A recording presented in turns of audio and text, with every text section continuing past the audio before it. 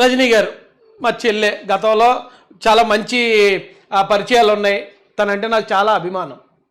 అయితే మరి ఇప్పుడు కొన్ని రోజుల నుంచి ఆవిడ స్వరం మార్చింది, ఆ విషయంలోకి నేను వెళ్ళగానే ఇక్కడ అడ్వకేట్ రజనీ గారు ఒక పాయింట్ మాట్లాడారు. ఆ పాయింట్ కూడా మీకు ఒకసారి వినిపిస్తాను. నేను తీసుకున్నాను నేను ఇంకా బలంగా కొట్టి గెలిచి చూపిస్తాను అంటూ ఆయన ఓడిపోయినప్పుడు చెప్పిన మాట తీసుకున్నాను. నువ్వు కొట్టావు, నువ్వు బలంగా కొట్టావు, నేను ఓడిపోయాను, ఓకే మళ్ళీ తీసుకుంటాను అన్నారు సార్. సో ఎనీవే ఈ మధ్య పెళ్లిలో కూడా కలిసినారు ఏదైతే విజయ్ గారిని. అప్పుడు కూడా ఆయన ఇచ్చిన సందేశం, మెసేజ్ ఒకే ఒక్క వర్డ్ గుర్తుపెట్టుకో విజయ్, ఎంత కష్టమైనా ఎంతమంది ఎన్ని ఇబ్బందులు పెట్టినా నేను మీకోసం ఒంటరిగా నిలబడుతున్నాను, మీరు నాతో ఉంటారన్న నమ్మకంతో నిలబడుతున్నాను, మనం అందరం కలిసి ముందుకు వెళ్ళాలని నిలబడుతున్నాననే కొన్ని సందేశాలతో నువ్వు ప్రజల్లోకి వెళ్ళు, ఎన్ని ఇబ్బందులు పెట్టినా నువ్వు సింగిల్. ఆ సింగిల్ అనే దాన్నే ఇప్పుడు అంటే ఆయన సింగిల్గా పోటీ చేశాడు, ఈయన సింగిల్గా పోటీ చేశాడు. జగన్ గారే చెప్పారటండి ఎవరికి, విజయ్ గారికి, సింగిల్గా వెళ్ళు, ప్రజలతో నేను ఉన్నానని చెప్పు, ఆ భరోసా ఇవ్వని చెప్పి జగన్ గారు విజయ్ గారికి చెప్పారని అడ్వకేట్ రజనీ గారు చెప్తున్నారు. నిజంగా ఒకవేళ సింగిల్గా వెళ్ళటమే విజయరహస్యం అయితే మరి జగన్ గారు 2014లో సింగిల్గా వచ్చారు, ఓడిపోయారు. 2024లోనూ సింగిల్గా వచ్చారు, ఘోర పరాజయం. అంటే 11 సీట్లకి పరిమితం అయిపోయి కనీసం ప్రతిపక్ష హోదా కూడా రాలేదు సింగిల్గా వెళ్ళటం వల్లే.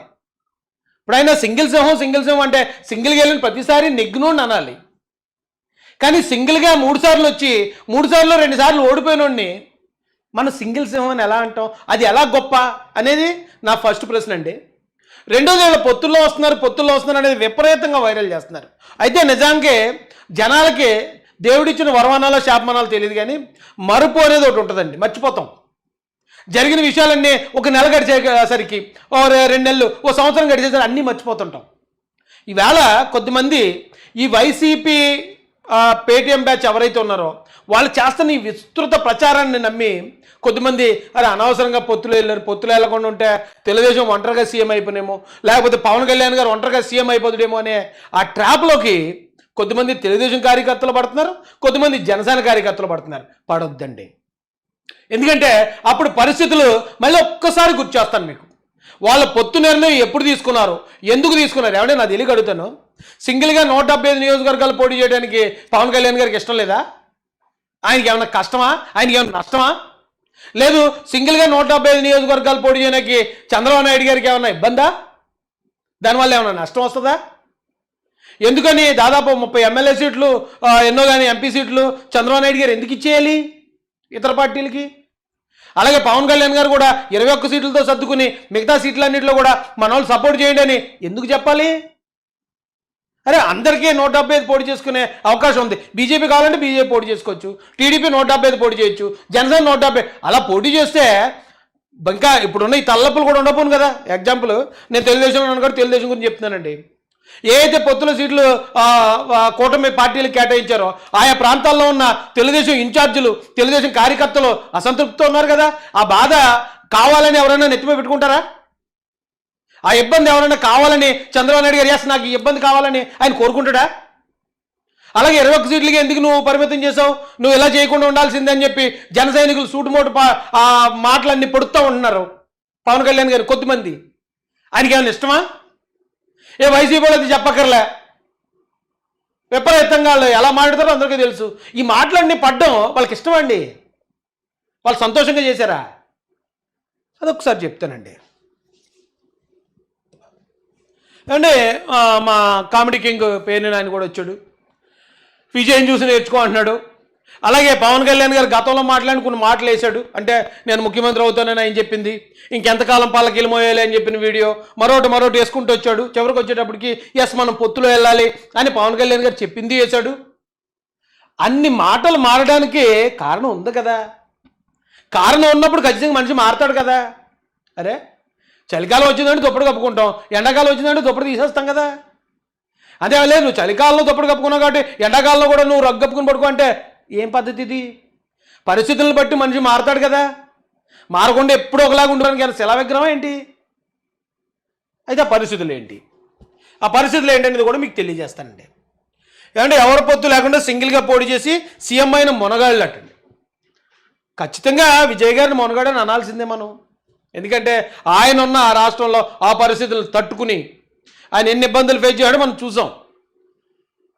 ఇప్పుడు రాజకీయం అంటే అదే కదా, మన మాట ఎన్నోడిని కంట్రోల్ చేయడానికి రాజకీయ పార్టీలు వ్యూహాలు పన్నుతాయి కదా.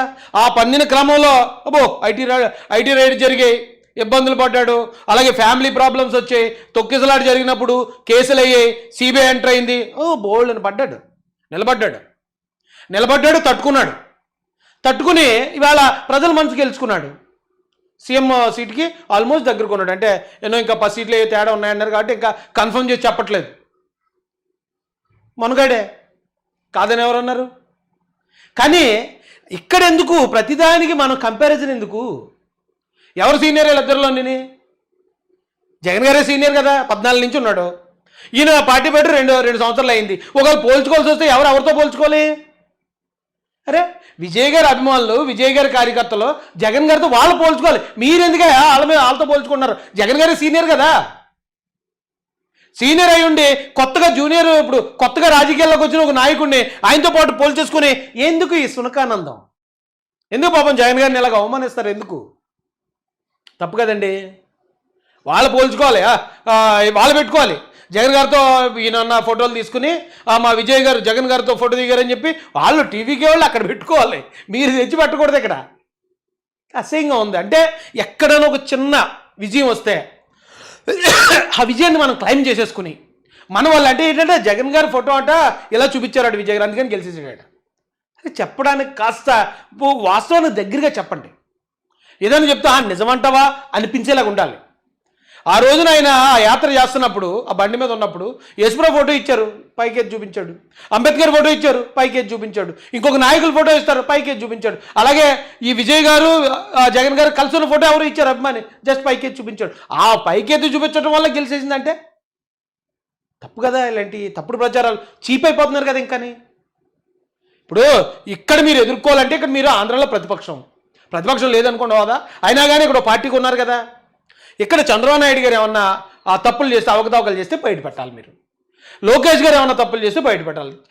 పవన్ కళ్యాణ్ గారు ఏమైనా చేస్తే బయట పెట్టాలి. మీరు గవర్నమెంట్ని ప్రశ్నించాలి. ప్రశ్నించడానికి ఇక్కడ ఏ బొచ్చు లేదు. ఒక్క కారణం, ఒక్క సాగు కూడా మీకు దొరకనివ్వట్లేదు. బ్రహ్మాండ పరిపాలించుకు వెళ్ళిపోతున్నారు. ఇక మీరు టార్గెట్ చేయడానికి ఎలా ఉండాలో తెలియక పక్క రాష్ట్ర రాజకీయాలు తెచ్చి అక్కడ గెలిచిన వాళ్ళతో కంపేర్ చేసుకుని ఎందుకండి ఈ ఆనందం? తప్పు కదా. సరే పోనీ ఆ సునకానందం పడితే పడ్డారు. పవన్ కళ్యాణ్ గారిని టార్గెట్ చేయడం ఏంటి? పొత్తు పెట్టుకుంటే అదేదో గౌరవని అదేం ప్రచారం? ఈవేళ మళ్ళీ కొత్తగా పవన్ కళ్యాణ్ గారి మీద ఎంత ట్రోలింగ్ ఎందుకు? పాపం ఆయన నీరసం కూడా ఇంట్లో పడుకున్నాడు. ఆయన ఏం బయటకు వచ్చి మిమ్మల్ని ఏమైనా తిడుతున్నాడు ఏంటి? తప్పు కదా. కారణం చెప్తున్నాను నేను. ఆ రోజు ఇప్పుడు ఇదండి, ఇది తమిళనాడు రాజకీయం, ఇది ఆంధ్ర రాజకీయం, అంతే కదా. తమిళనాడులో ఇక స్టాలిన్ గారు ఉన్నారు, విజయ్ గారు ఉన్నారు. ఈయన ఎవరో పళనిస్వామి ఎవరో సంథింగ్, మనకి అంతగా పెద్దగా పరిచయం లేని ఒక నాయకుడు ఉన్నాడు. ఏడీఎంకే డిఎంకే అని 2 పార్టీలు ఎప్పటి నుంచో పడతాయి వీళ్ళకి. అయితే వీళ్ళ ముగ్గురు ఇక్కడ